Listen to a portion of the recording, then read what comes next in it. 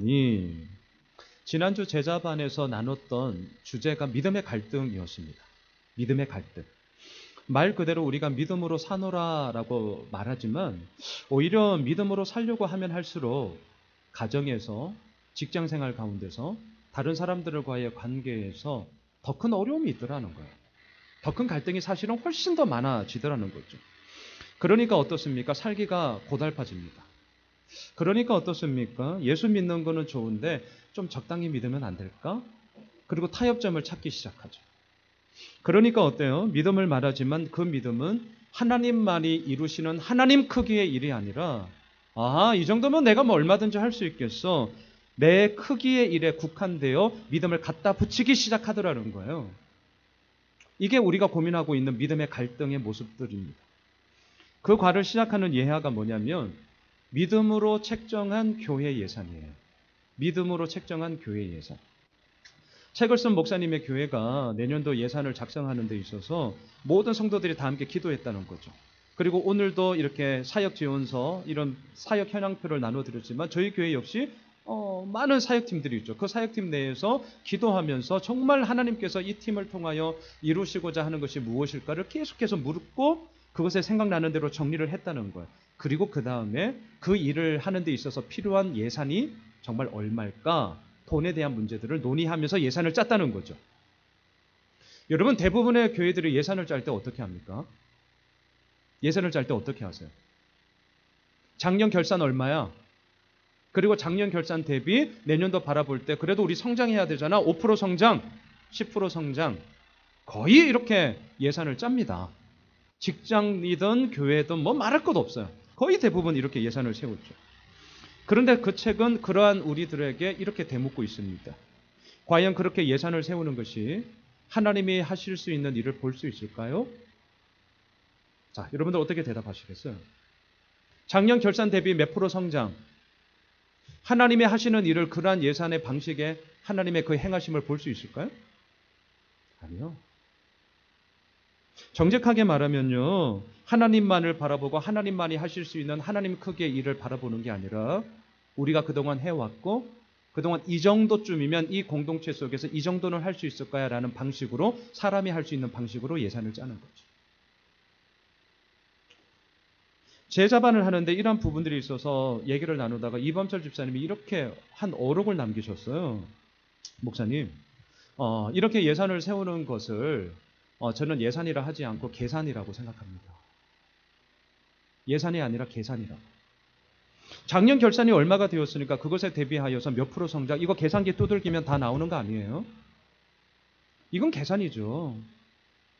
그러면서 무슨 말씀을 하셨느냐? 하나님을 바라보고 하나님이 하신다는 믿음을 가지고 세우느냐 아니냐, 결국 이것이 계산이냐 예산이냐, 저는 그렇게 생각합니다. 예, 맞는 말이죠. 저 100% 전적으로 동의합니다. 여러분, 계산이냐 예산이냐, 여러분들에게 묻고 싶어요. 우리의 삶이 어떠셨습니까? 계산하고 계십니까? 아니면 예산을 세우고 계십니까? 정말 어떻습니까? 차이점이 뭐냐고요? 그 안에 하나님을 향한 우리들의 믿음이 있냐 없냐 있죠. 똑같은 돈의 이야기지만 그것이 누군가에는 계산이 될 수도 있고 누군가에게 있어서는 하나님 크기의 일을 경험하는 정말 믿음으로 책정한 예산의 이야기도 될 수 있다는 것입니다. 저희 교회는 예산 없습니다. 더 정확하게 말씀을 드리면 예산을 세우지 않습니다. 왜냐하면 저의 마음속에 돈이 아니라 하나님이 주어가 되셔서 하나님이 이끌어 가시는 교회를 제가 보고 싶기 때문입니다. 이게 무슨 말이냐? 저도 그렇지만 어떤 일을 하려고 할 때요, 우리가 제일 먼저 생각하는 게 뭐죠? 제일 먼저 묻는 질문. 목사님, 예산이 얼마죠? 한번 잘 들어보세요. 어떤 일을 하는 데 있어서 우리가 제일 먼저 생각하는 건 뭐냐면, 목사님, 예산이 얼마예요? 야, 그거 하는데 돈 얼마 들어? 이거예요. 우리 이 방식에 너무 익숙합니다. 저도 마찬가지예요.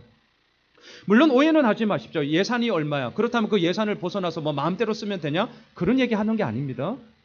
예산이 책정이 되었다면 그 예산의 범위 안에서 일을 계획하고 진행하는 준비성과 계획성과 철저함은요, 너무나 소중한 거예요. 제가 그것에 대해서 폄하하는 게 아닙니다. 하지만 저에게도 이러한 익숙한 패턴이 너무나 당연시하다 보니까 안 묻게 된다는 거예요. 뭘 안 묻나? 그 일을 하는 데 있어서 하나님이 원하시는 것이 뭘까? 이걸 안 물어요. 제일 먼저 묻는 게 뭐냐고요? 예산 얼마예요? 돈이라는 거죠. 세상 속에서 이러한 것들을 완전히 깨부수는 거 저 힘들다고 압니다. 하지만 교회만이라도 저는 해보고 싶습니다. 교회가 하나님의 머리시라면서요? 하나님이 주인이시라면서요? 교회만이라도 하나님이 주어가 되셔서 하나님이 이끄시는 방식을 저는 정말 보고 싶습니다. 그래서 어떤 일을 하는 데 있어서 가장 먼저 예산이 얼마죠? 이게 아니라, 돈이 아니라, 하나님, 이 일을 하는 데 있어서 하나님이 원하시는 것이 뭐예요? 하나님이 정말 뭘 이루고자 하시는 거죠? 그게 제일 먼저 묻는 교회가 되고 싶습니다. 그리고 나서 그것에 대한 답을 가졌다면 그 팀원들이 모이는 거죠. 그리고 그것을 이루기 위해서 사람이 몇 명 필요하니, 돈 얼마 필요하니, 이러한 방식으로 나가야 되지 않겠습니까? 저는 그러한 교회가 되고 싶다는 간절한 소망이 있어서 우리 운영위원들과 저의 이 마음을 이야기를 이미 개척을 하면서부터 나누었고, 기꺼이 저의 이러한 모든 마음에 동의를 해주셔서 예산 없습니다. 그리고 앞으로도 예산 세우지 않을 거예요. 여러분, 오늘 보면 10절과 11절을 보면 사도 바울에 있어서의 간절한 소망의 이야기가 나옵니다. 다시 한번 보시죠.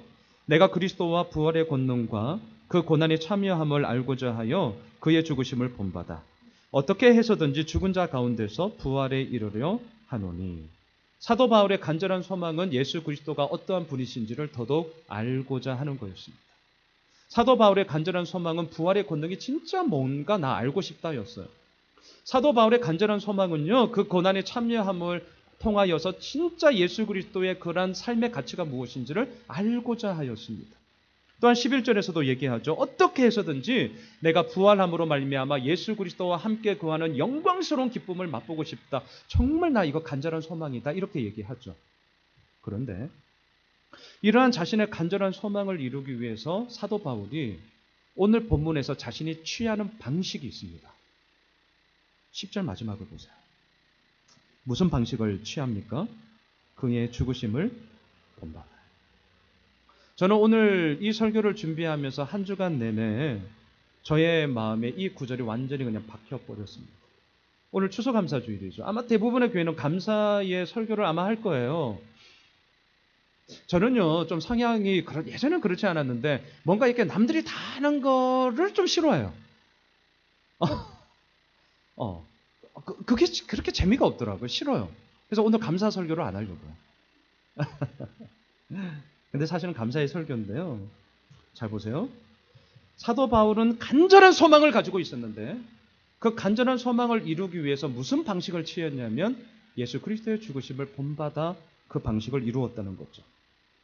자신이 사는 방식이 아니라 자신이 죽는 방식을 택했습니다. 그리고 자신이 죽는 방식으로 자신의 삶에 예수 그리스도를 적용했습니다. 이러한 삶에 대해서 고린도전서에서는 뭐라고 얘기하냐면 앞에 스크린을 보십시오. 고린도전서 15장 31절 함께 읽을까요? 시작. 형제들아, 내가 그리스도 예수 우리 주 안에서 가진 바 너희에 대한 나의 자랑을 두고 단언하노니 나는 날마다 죽노라. 우리는 그동안 배우고 익히며 살아왔던 방식이 나는 날마다 죽노라 아닙니다. 어떻게 배웠습니까? 어디에 익숙하십니까? 나는 날마다 사노라. 저도 똑같아요. 그래서 남들보다는 더 많이 가져야죠. 남들보다는 더 높이 가야 됩니다. 적어도 옆집 애들보다는 우리 애가 공부는 좀 더 잘해야 돼요. 더 멀리, 더 빠르게 그 길을 향하여서 내가 쟁취하는 방식이 이렇게 설교하고 있는 저에게도 너무나 익숙합니다. 그리고 지금도 끝이 없는 무한 경쟁 속에 오늘을 살고 있다 보니까 오늘 이런 말씀, 그의 죽으심을 본받아 나는 날마다 죽노라. 성경이 그렇게 얘기하니까 우리가 듣고는 있지만 우리 솔직히 이러한 죽으심의 방식이 우리에게 매력적이지 못합니다. 맛이 없어요. 왜? 우리가 그동안 살아왔고 지금도 무한 경쟁 속에 이기고자 하는 것은 나는 날마다 사노라이기 때문이죠. 이게 저의 오늘 고민입니다. 우리의 관심은 어디에 있냐고요? 어떻게 하면 내 자존심이 사는가에 있습니다. 우리의 관심이 어디에 있는 줄 아세요? 내 입장이, 내 체면이, 내 주장이, 내 그 모든 것들이 사는 것에 어떻게 하면 나타나느냐에 있어서 온통 모든 관심이 있어요. 그러다 보니까 내 자존심이, 내 존심이 조금이라도 스크래치가 나면 분해가지고요. 때로는 막 밤잠을 못 삽니다. 이를 갈아요. 바닥바닥. 이 새끼 한번 두고 보자. 얼마나 네가 잘났냐. 막 레이저가 지금 나를 있어. 제가 그랬거든요. 내 명예가, 내 체면이, 내 입장이, 내 말발이 조금이라도 꺾이면 한번 해봐.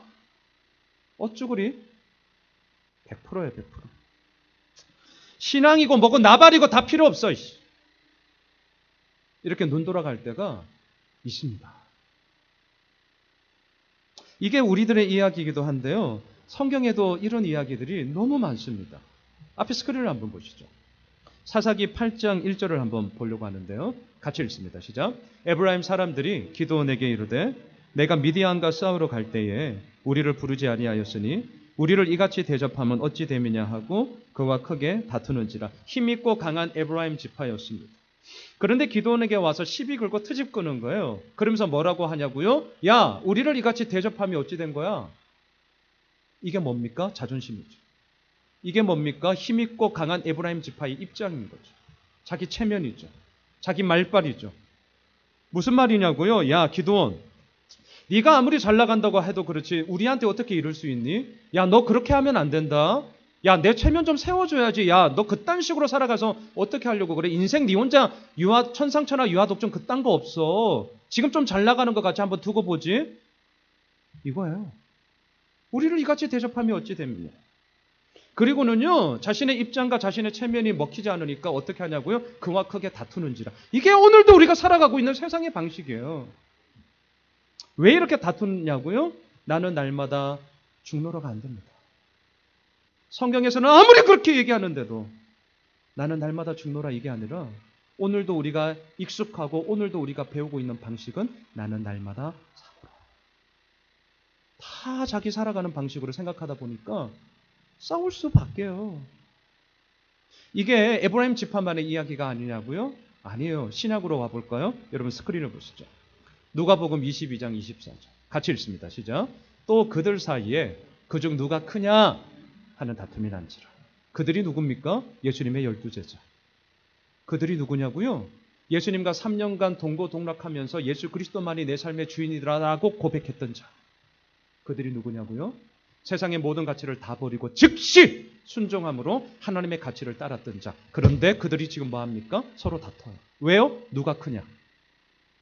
이때가 언제인 줄 아십니까? 누가복음 22장 6월절 마지막 만찬이 이루어지고 있던 바로 그때입니다. 이때가 언제냐고요? 예수님이 이제 몇 시간 후면 로마 군인들에게 체포당하여서 내일이면 죽어요. 예수님이 죽는다고요.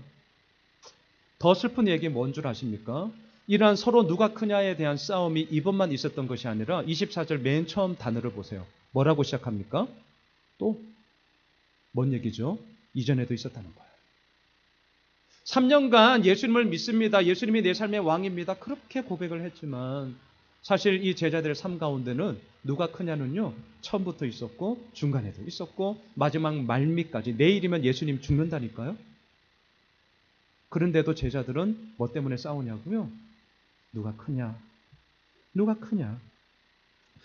예수님을 따르지만 여전히 자신의 탐욕을 버리지 못했습니다. 예수님의 말씀에 은혜 받았습니다. 정말 깊은 깨달음을 받았습니다. 하지만 여전히 자신의 생각과 계획이 너무나 큰 나머지 얘기합니다. 누가 크냐? 누가 크냐? 내일이면 예수님 죽으시고요. 내일이면 이 제자들 자기 살 길 찾아 다 뿔뿔이 흩어집니다. 우리 다 알고 있습니다.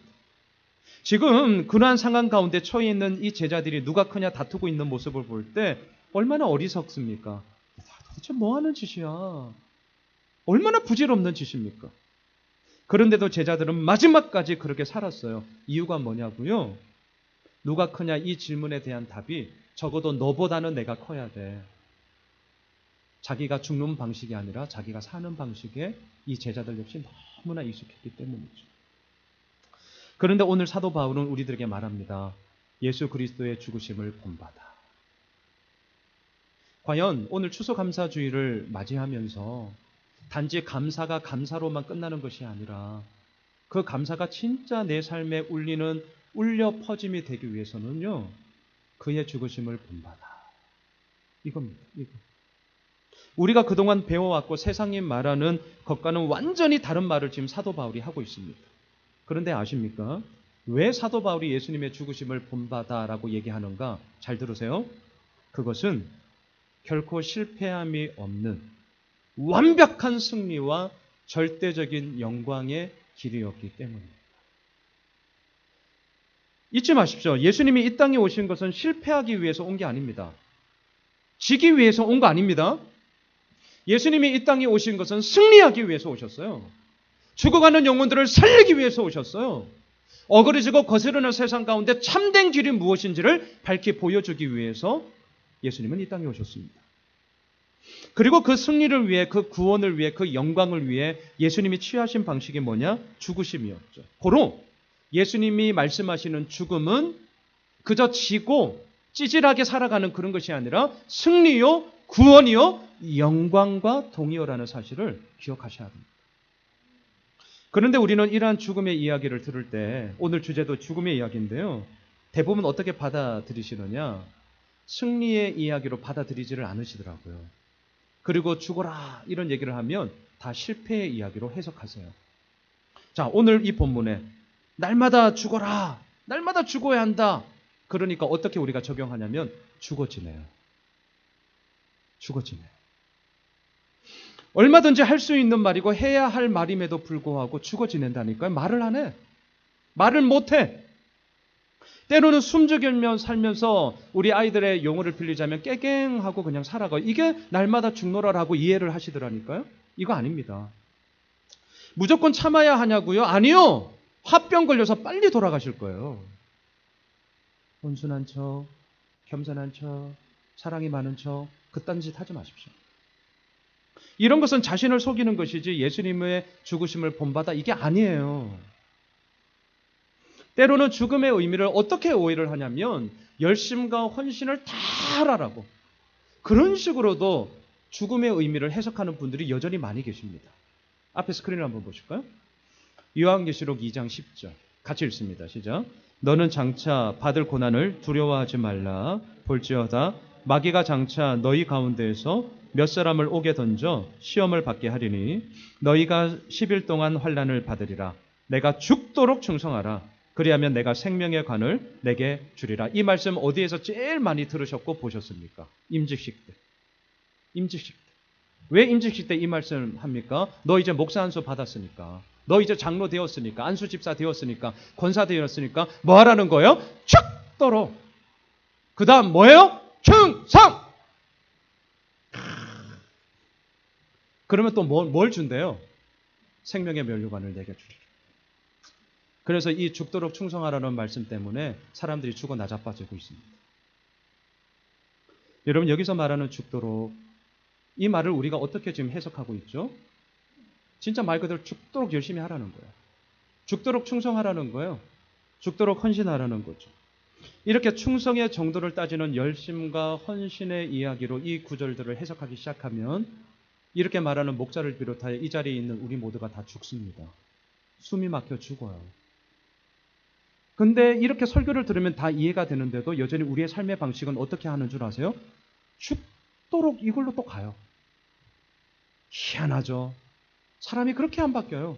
이렇게 설교하고 있는 저도 마찬가지예요. 여기서 말하는 죽도록의 뜻은 뭐냐면 충성의 조건입니다. 충성의 조건. 다시 말할까요? 죽도록 이 말을 이렇게 바꾸셔야 돼요. 죽어야. 죽어야. 감이 오십니까? 죽어야. 내가 예수 그리스도 앞에 죽어야. 그것이 나에게 조건이 되어야. 그리할 때 우리가 따라오는 게 뭐냐고요? 충성이에요. 사람들은 정말 많이 말합니다. 우리의 열심과 우리들의 헌신이 나의 의로움이 되면 안 된다. 이거 제자훈련에서 너무나 많이 배웠기 때문에 또 이런 말들을 써먹어요. 우리들의 의로움이 안 된다. 예, 우리의 의로움이 되면 안 돼요. 나는 공로 없으니 오직 주의 은혜라.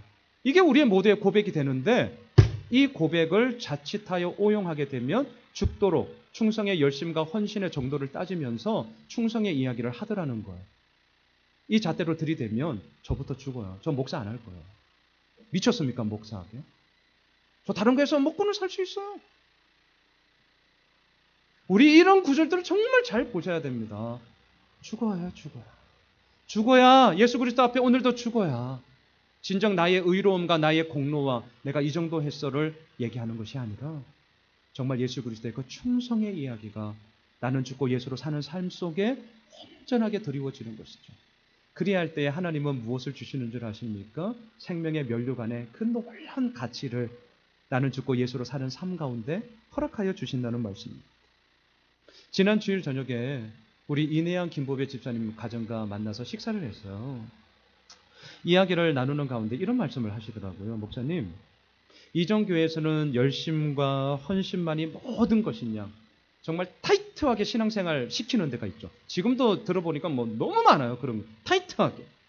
그렇게 타이트하게 신앙생활을 하다 보니까 시간이 지나면서 영적으로 육적으로 너무 프레셔가, 막 압박감이, 이거 안 하면 이제 막 마치 내 신앙이 아무것도 아닌 것이냐, 그런 암묵적인 교회 분위기가 사람을 죽이잖아요. 그런 것이 너무 답답하고 너무 막 억압과 눌림으로 속이 터져서 새로이 교회를 찾다가 이제 예수 호미실 교회와 함께하게 됐다는 거죠. 근데 아이러니한 게 뭔지 아세요, 목사님? 그렇더라고요. 뭐예요?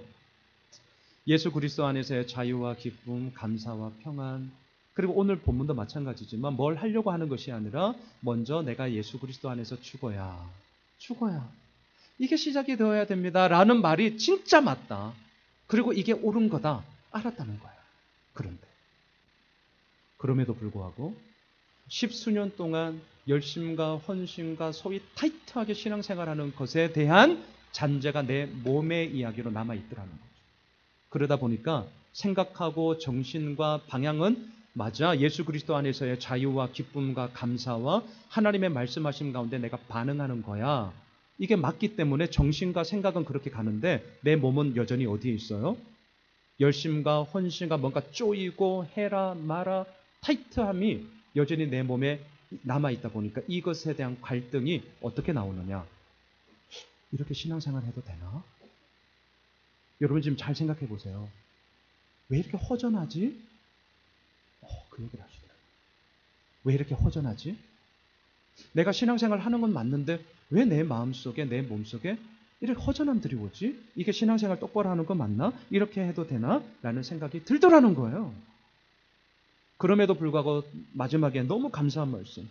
하지만 목사님, 그런 가운데서도 정말 알게 되었더라고요.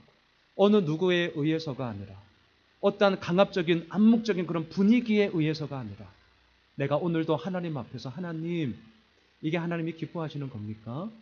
이게 정말 하나님이 원하시는 거 맞나요? 라는 이 물음 속에 때로는 답이 없다는 거예요. 그러면 스탑하는 거죠. 답이 없으니까. 하지만 그렇게 물음의 가정 속에서 하루하루를 나아가다 보니 자신의 몸의 이야기에 여전히 연약함들이 하나하나 제하는 몸부림 가운데 있습니다. 이런 얘기를 하셨어요. 그 얘기를 듣는 순간 목사로서 너무 기쁘고 감사하고 정말 아름다웠어요. 격려하고 서로 칭찬하는 그런 시간이었습니다. 여러분, 죽도록 충성하라.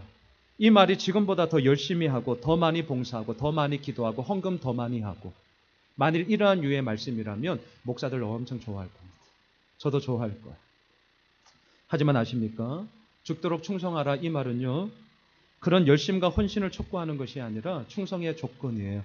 죽어야 온전하게 충성할 수 있다는 거죠. 죽어야. 그렇다면 여러분, 죽는다는 게 도대체 무엇입니까? 뭐가 죽는다는 것일까요? 내 속에 일어나는 감정과 욕망을 나의 이기적인 자기 중심성에 내어 맡기는 것이 아니라 하나님의 살아계심 앞에 나를 던지는 거죠. 하나님의 말씀이 내 안에 쑥 들어오면요, 기도의 집이 강도의 소굴로 변한 성전에 들어가서 테이블 다 뒤집어 엎는 거예요. 이게 죽는 겁니다. 착각하지 마세요. 죽어 지내는 게 아니라니까요. 죽어 지내라는 게 아닙니다. 하나님의 말씀이 내 안에 쑥 들어오면 잘못되고 그릇된 것에 대해서는 이거 잘못된 거예요, 이렇게 하시면 안 돼요. 말하셔야 됩니다. 그게 죽는 거예요. 죽는다는 게 뭐냐고요? 나는 옳고 너는 틀렸어. 자신의 옳은만을 주장하는 것이 아니라 나도 얼마든지 틀릴 수 있어. 나의 연약함을 인정하는 겁니다. 제가 어제 저녁 우리 등록하신 박경식 집사님, 윤인선 집사님 가정에 신방하고 왔어요. 요즘 제가 좀 되도록이면 좀 집사님들 만나려고 좀 애를 써요. 그러면서 만나는데 제가 완전히 은혜를 받습니다. 설교가 진짜 필요가 없어요. 예수 호미술교회가 정말 희망이 있다는 것은 저 때문이 그런 게 아니라 함께 거하고 계시는 믿음의 모든 면면의 모습들이 목사보다 훨씬 더 나아요. 어제 저녁에 물론 맛있는 식사도 또 대접해 주셔서 너무 맛있게 먹었는데요. 얘기를 나누는 가운데 우리 박경식 집사님 50대 중반의 아저씨가 얘기를 하는 가운데 갑자기 울먹이시는 거예요. 여러분 일부 예배 드리고 지금 아마 가신 것 같은데 그 덩치 좋은 50대 중반의 아저씨가 이 어린 동생에게 목사랍시고 저희 앞에서 얘기를 하다가 우시는 거예요. 여러분 그게 얼마나 울림이 오는 얘기인 줄 아세요? 그러면서 이렇게 얘기하셨어요. 목사님 지난 수요 예배 때 저녁 예배 때 오셔요. 기도를 하는데 이렇게 예전 같으면 이렇게 기도를 하셨다는 거예요. 하나님 제가 이 교회에 새로 왔습니다. 제가 이 교회 아직 연약하고 부족하니까 제가 할 수 있는 한 최선을 다해서 열심히 섬기면서 이 교회 부흥도 이루고 정말 소위 세상 말로는 번창하게 만들어서 하나님의 교회를 세워나가고 싶습니다. 라고 예전 같으면 그렇게 본인이 기도를 했다는 거예요. 근데 지난 수요일 저녁 계속 기도를 하는데 본인의 말에 빌리자면 이게 하나님의 말씀하신지 아닌지는 저는 잘 모르겠는데요. 근데 하나님의 말씀하시겠죠. 어떤 마음의 울림이 있었냐면 이 교회는 내가 세울 거니까 너는 내가 하는 일에 내가 무엇인가를 너에게 말하는 일에 참여만 해라. 참여만 해라. 네가 뭐 하려고 하지 마. 네가 안 한다고 해서 이 교회 망할 줄 아니? 이 교회 내 교회다. 하나님의 교회야. 뭘 하려고 하지 마라. 단 너의 마음에 울림이 있다면 그 울림에 대해서 너는 참여만 해. 그 말씀을 하시면서 우시는 거예요. 와. 그래서 저는 다시 한번 예수 호미실교회에 희망을 봅니다. 목사보다 낫다. 왜요? 저는요 여전히 이렇게 설교를 하지만 저도 때로는 뭘 하려고 해요. 안 하면 내가 뭐 하는 거지? 저도 그런다니까요. 자신의 연약함을 인정한다는 것 정말 어렵습니다.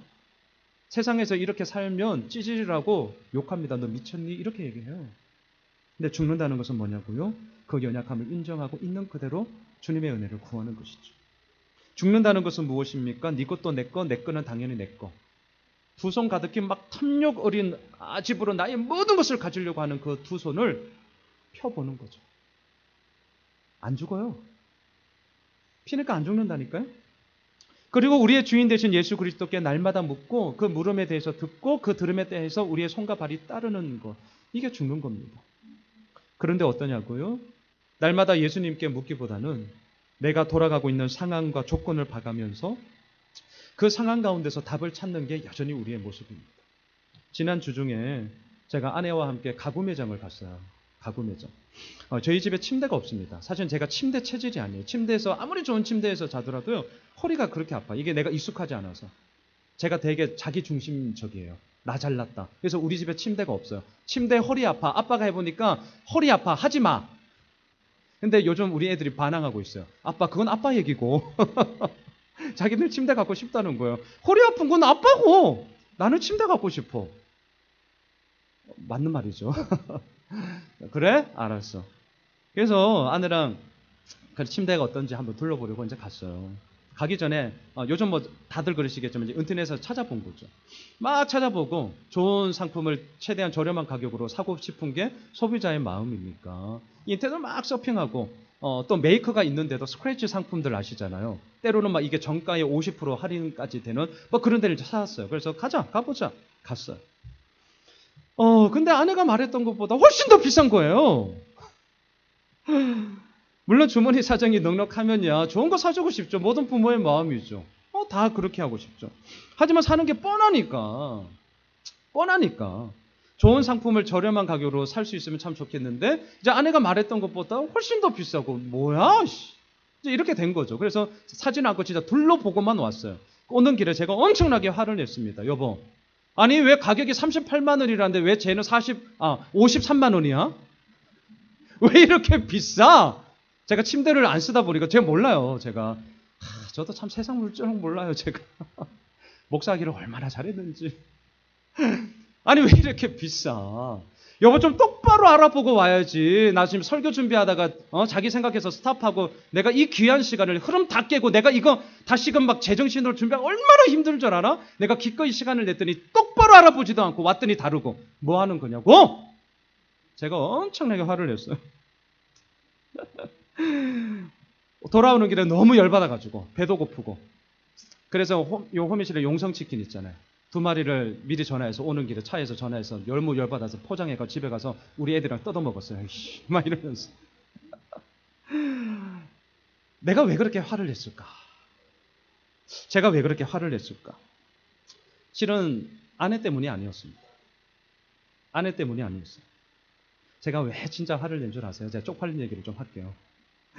제가 진짜 왜 화를 냈냐면 돈 몇만 원 가지고 물론 몇만 원 되게 중요합니다. 저 막 벌벌 떨어요. 근데 돈 몇만 원 가지고 내가 그렇게 재고 있는 내 모습이 갑자기 너무 초라해지는 거예요. 이럴 때 있죠. 그러면서 내가 뚜껑이 열렸어. 이씨, 질러버려? 야 카드 갖고 할부 얼마? 그럴 때 있으시죠. 그 순간 너무 내가 막 궁색해지는 거예요. 나 예수오미숙의 담임 목사야. 부목사도 이제 딱지 떼고 이게 막 올라오면서 나 스스로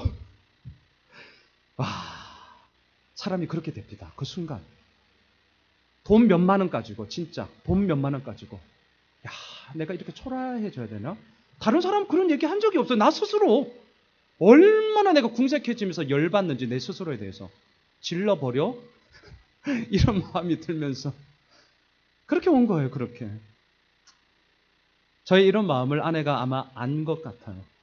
저희가 동갑입니다. 친구예요. 그래서 제가 몇 번 말씀드렸잖아요. 예전에 저희들 싸우면 막 불티나게 싸웁니다. 제 별명이 양푼이. 야 양푼아 이씨. 저희 아내 이름이 이연아. 제가 말했잖아요. 이름은 이년아 이렇게 엄청나게 싸웠는데 그때는 저희 아내가 저의 마음을 알았어요. 가만히 있더라고요. 제 뚜껑이 열리면 저도 막 가만히 있더라고요. 그렇게 해서 이제 치킨을 이제 뜯어 먹은 거예요. 그날 밤. 그리고 그 다음 날 아침에 아내가 저에게 말했어요. 여보, 침대 샀어. 그러면 제가 이제 어떻게 해야 돼요? 이걸 깨달았으면 여보, 참 잘했어. 이렇게 해야 되는데 제가 뭐라고 했냐면 여보, 얼마야? 제가 이런 수준이에요. 이런데 오늘 설교가 주제가 죽는다는 거야. 제가 이런 설교를 해야죠. 그래서 제가 쪽팔린 얘기를 하는 거예요. 죽는다는 게 이렇습니다. 그렇게 깨달았는데도 제자들도 예수님과 3년간 그렇게 많은 것을 깨달았는데도 마지막까지 누가 크냐예요. 저도 그 다음날 여보 참 잘했어. 이러면 100점 만점에 맛있는 반찬이 나올 텐데 야 그거 얼마야? 얼마짜리야? 할부했니? 다 깨지는 거죠. 여러분 죽는다는 것이 뭘까요? 내 속에서 일어나는 이 순간순간의 감정과 욕망을 자기의 이기적인 자기 중심성에 내어 맡기는 게 아니라 정말 하나님께 묻는 거죠. 하나님께 묻는 거. 나는 옳고 너는 틀렸어 이게 아니라 나도 얼마든지 틀릴 수 있어. 자신의 연약함을 인정하고 가는 것이죠. 예수님께 물어야 되는데 이게 어렵습니다. 상황과 조건을 봐가면서 그 안에서 답을 찾고자 하는 게 너무 많습니다. 우리가 종종 하는 말이 뭡니까? 상황 봐가면서요. 상황 좀 볼게요. 이거예요. 저도 이 말 많이 하거든요. 이 말 무슨 말이죠? 그때 가봐서 상황이 되면 내가 할 것이고 목사님 그때 가봤는데 상황이 안 되면 저 안 할 거예요. 이거예요. 상황 봐가면서. 굉장히 합리적이고 굉장히 객관적인 것 같은데 굉장히 주관적이에요. 무슨 말이냐? 상황 봐가면서라고 얘기할 때 그 마음에 내 안에 중심되고 있는 것은 뭐냐? 그때 가봐서 그때의 상황이 내가 판단해 볼 때 어허 요놈 할만하구나. 아니면 또 그때 상황을 내가 판단해 볼 때 어허 요놈은 나한테 이익이 되구나 라고 판단이 되면 내가 하겠다라는 나의 전제가 깔려있기 때문이죠. 결국 무엇을 얘기합니까? 하나님이 최종 결정권자가 아니라 내가 최종 결정권자로 그 자리에 있겠다는 거예요. 상황 좀 봐가면서 상황 좀 볼게요. 이게 아니라 우리 예수 믿는 자는 나는 죽고 예수로 산다면 어떻게 해야 됩니까? 하나님께 기도해 보겠습니다. 그냥 둘러대는 기도해 볼게요. 이런 얘기 말고 정말 하나님 앞에 저 기도해 볼게요. 상황 좀 봐가면서 상황 좀 볼게요. 이 말이 저는 사라졌으면 좋겠습니다. 최소한 예수 믿는 우리들 가운데서. 하나님께 저 기도해 볼게요. 정말 기도해 보셔야 돼요. 여러분, 우리가 믿음을 말하지만 정작 그 믿음의 속살을 들여다보면 하나님과의 친밀한 관계에서 나오는 것인지 아니면 상황과 조건으로부터 나오는 현실의 판단인지 이거 진짜 헷갈립니다. 저도 때로는 잘 모르겠어요. 때로는 믿음을 말하지만 정작 그 믿음이라는 것이 내게 설득이 되고 내가 이해가 되고 내가 할만하다고 여겨져서 하는 것이라면 제가 되게 조심스러운데 그건 어쩌면 믿음 아닐 수 있습니다. 믿음 아닐 수 있어요. 그럼 뭐냐? 나로 하여금 그 일을 하라고 하시는 하나님에 대한 믿음이 아니라 이 정도쯤이면 내가 할 수 있겠구나 라고 생각하는 내 판단을 믿는 것일 수 있기 때문이죠. 너무 헷갈려요. 계산이냐 예산이냐. 이게 믿음인가? 아니면 할만하다고 여기는 내 판단을 믿는 것인가? 어떻게 구분하시겠어요? 어떻게? 그런데 저는 오늘 본문을 묵상하면서 그 방법을 알았습니다. 그의 죽으심을 본받아요. 내가 죽는 쪽으로 결정하시면 돼요. 내가 죽는 쪽으로. 교회 개척을 준비하면서 저 역시 이 부분에 대해서 엄청난 고민을 가졌습니다. 교회의 머리는 예수 그리스도시죠. 교회는 주님의 몸이죠. 그러면 교회는 어떻게 해야 됩니까? 주님이 걸어가셨던 그 죽음의 방식으로 걸어가면 되죠. 그런데 교회를 시작하면서 어떻게 하는 것이 예수님의 죽으심을 본받는 것일까? 왜요? 저도 너무 사는 방식에 남들보다 더 높은 곳에 가고자 움켜쥐는 것 저 여전히 많습니다. 이 방식에 너무나 익숙한 목사인지라 어떻게 하면 예수 그리스도를 따라 죽는 교회가 될 수 있을까에 대해서 고민이 많았어요. 그러던 가운데 하나님께서 저에게 이런 마음을 주셨어요. 절기헌금은 전액 다 선교와 구제로 써라. 교회를 시작하기도 전에 제가 결정한 겁니다. 교회를 시작하기도 전. 개척을 준비하면서 제가 간절히 기도했던 것 중에 하나가 이거예요. 하나님, 저 돈 엄청나게 허벌나게 좋아하는 목사인 줄 아시죠? 하나님, 저 돈 엄청 좋아해요. 그래서 하나님, 저 돈에 의해 움직이는 목회 안 할 수 있도록 해주세요. 하나님, 저 돈 엄청 좋아하는 목사인 거 아시죠? 그래서 하나님, 돈에 의해 이끌려가는 교회가 아니었으면 좋겠어요. 하나님의 원하심에 제가 온 힘을 다하는 목회를 하고 싶습니다. 하나님이 이끌어 가심을 목사인 제가 먼저 바라보며 고백하며 반응하는 교회가 되고 싶습니다. 저 정말이에요. 그냥 설교한다고 갖다 붙이는 거 아닙니다. 정말 저의 마음을 구체적으로 하나님 앞에 아뢰었고요. 그때 저에게 울려주셨고 깨닫게 해주신 것이 뭐냐. 그럼 실천을 해야 될 텐데 어떻게 할 수 있을까? 절기헌금은 전액 선교와 구제로 다 씁니다. 그때 작정한 거예요. 간혹 저에게 이렇게 말씀하시는 분들이 계셔요. 목사님, 뭘 믿고 그렇게 하셨어요? 뭘 믿긴요? 하나님 믿죠. 아니 목사님, 교회가 어떻게 될 줄 알고 그러시는 거예요? 어떻게 될 줄 알고? 이런 분도 계세요. 목사님, 지금은 그렇다 쳐요. 아직 교회가 작으니까. 절기헌금 보통 한 300여만 원 나오거든요, 지금. 근데 목사님, 앞으로 예수호미술교회가 성장하고 헌금의 액수가 점점 더 많아지면 그때 가서 목사님 생각 바뀌는 거 아니에요? 예, 저 바뀔지 모릅니다. 저 바뀔지 몰라요. 그래서 제가 빼도 박도 못하게 결정하고 이미 시작하고 있는 거예요. 그래서 앞으로 물론 계속해서 그렇게 할 것입니다.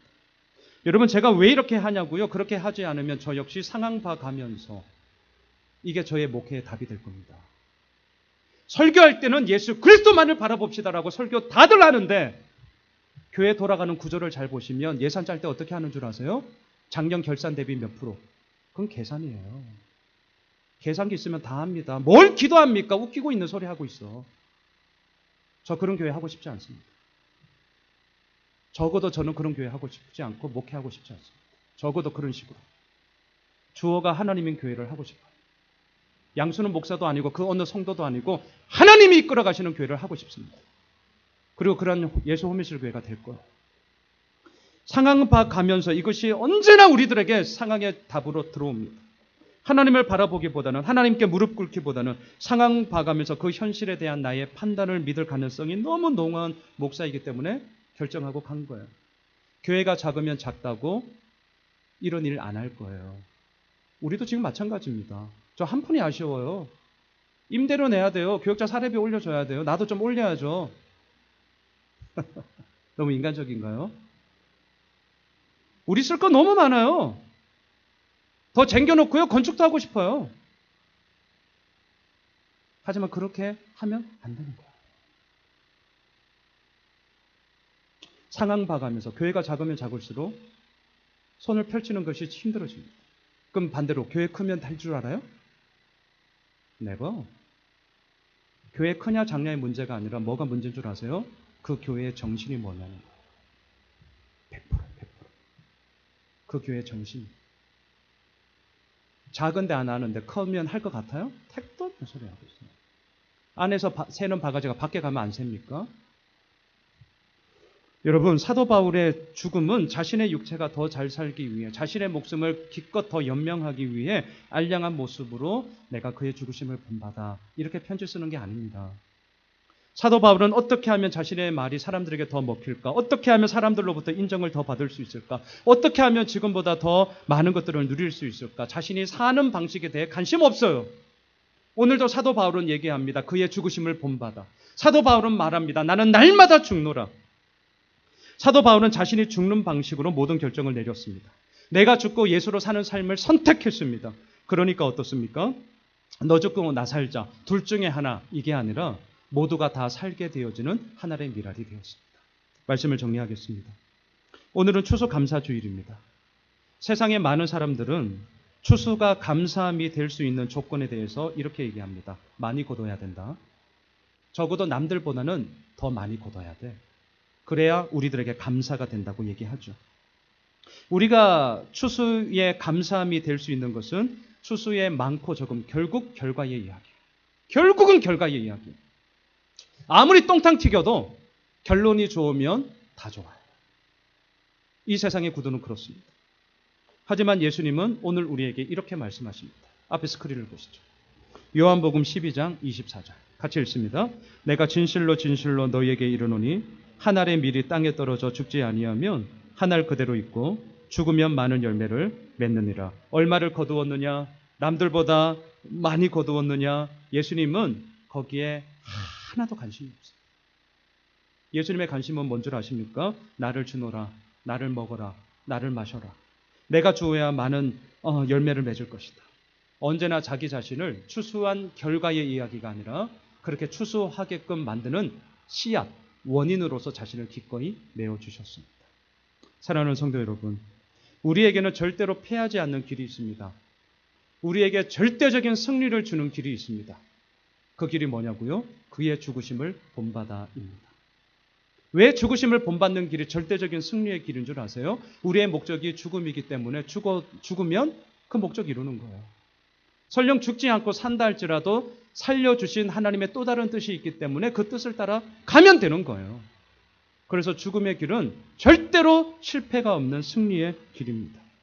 예수님은 죽으셨습니다. 하지만 그 죽음은 구원이자 영광이 되셨습니다. 사도 바울도 그의 죽으심을 본받아 오늘 나아갑니다. 그리함으로 세상이 감당하지 못하는 사람이 되었습니다. 어떻게 사시렵니까? 무엇을 추구하시렵니까?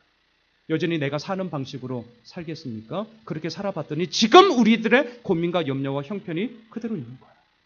저는 도전합니다. 그리고 같이 그 길을 갑시다.